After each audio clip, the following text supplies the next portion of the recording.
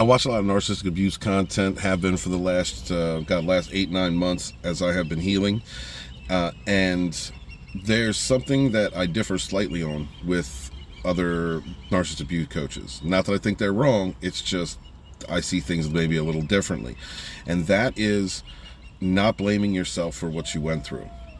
No, you don't blame yourself for another person taking advantage of you, for being a con artist, a liar, a manipulator, a cheater, an awful demonic piece of trash. No, you don't blame yourself for that. You have to take accountability for you not protecting yourself. You have to. That's self-ownership. That's a part of the learning and growth process. When you're first going through, when you're going through the first, you're the back and forth, no contacts, when you're trying to stay away from them, if you're a person who keeps, you get hoovered, depending on the level of sinister nastiness that hoovering hobgoblin puts you through. If in that case, there are steps to it. You don't want to just, blame yourself, and because you've already got enough coming at you. You already have enough to work through. But when you get to a certain point of healing, when you get to the forgiveness stage, when you forgive yourself, part of that forgiveness needs to be letting yourself down. Because we did. The reason that we are susceptible to lying manipulators, narcissists, con artists, is because we take people at their word. If you're an empathetic, kind, caring, forgiving person, you had not learned the lesson to make people prove themselves through actions, not words. You had unresolved issues, like me. Unresolved issues that we got from childhood, or whatever trauma that we went through, or lessons that we just didn't learn in life that allowed us to be trauma bonded. Now, I'm not saying that what that narcissist did, what that toxic person did was right, or they're not at fault for that. They're absolutely at fault for that. They're demons. They're evil people. And God's source, the universe, puts those types of evils in our way so that we learn and overcome. Because if we don't learn, we're going to keep running into the same thing over and over again. Right? You get burned from touching a hot stove, and you don't learn from it. You're going to touch a hot stove again. You're going to get burned. That's part of our healing process. Just self-ownership, being aware, understanding where you went wrong, how you failed yourself, and forgiving yourself for how you failed yourself.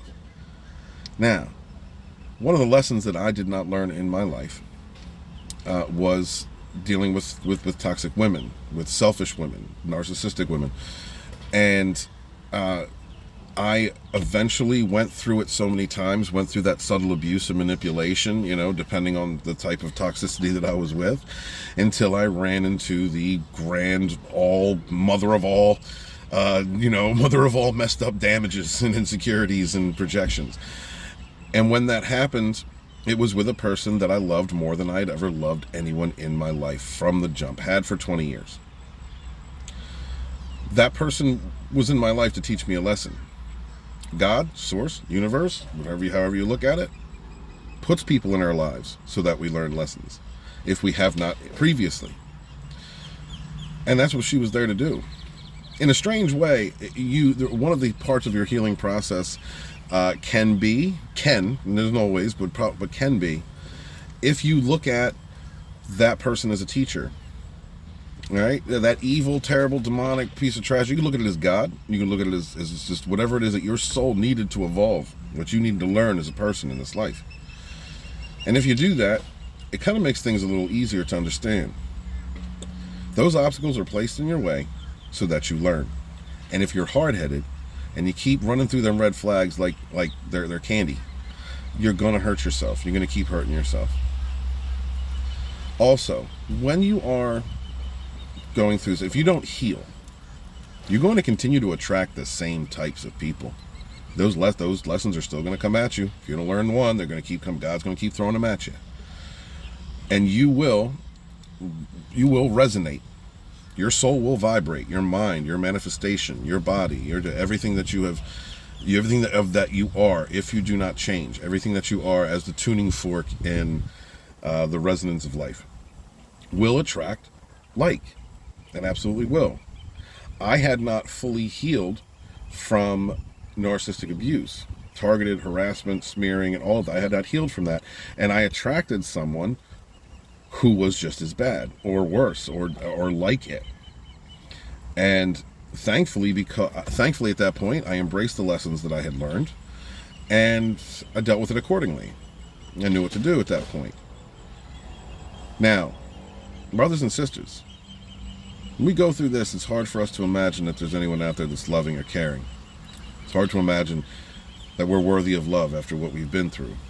But we absolutely are. You absolutely are. The reason you may, even after you went through that, attract another toxic person, and possibly will, is if you have not properly healed. How you think is who you are and what you manifest on a spiritual level. So learn your lessons. Heal for however long it is you need to heal. Do what you need in order to heal, however that process takes you. And if this content, my content, isn't to your liking, there's plenty of others out there that have different messaging or say it a different way that'll be great for you, and they'll save your life. They'll help you. So, it means a lot to me not only to evolve myself, to learn and to grow. And I have to force myself every day.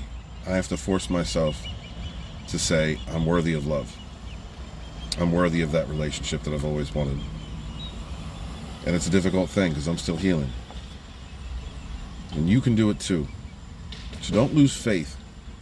Because one of the reasons why toxic people, narcissistic people do what they do is to spread their pain into others. And just like you were a type of person who was honest and loving and caring and forgiving and good, and you projected that upon the narcissist, or you project that upon people because you didn't learn, got to make people prove themselves through actions, not words. That narcissist and toxic person, they look at everybody as a liar, as a cheat. That's why they have no problem doing what they do, because they project their ills onto you, their toxicity, with the objective, with the sinister objective of making you as negative as they are, as toxic as they are, as defeated as they feel. Don't let that happen. Don't let them pass on their pain. And don't allow yourself to be an instrument of passing on pain to others because of what you've been through.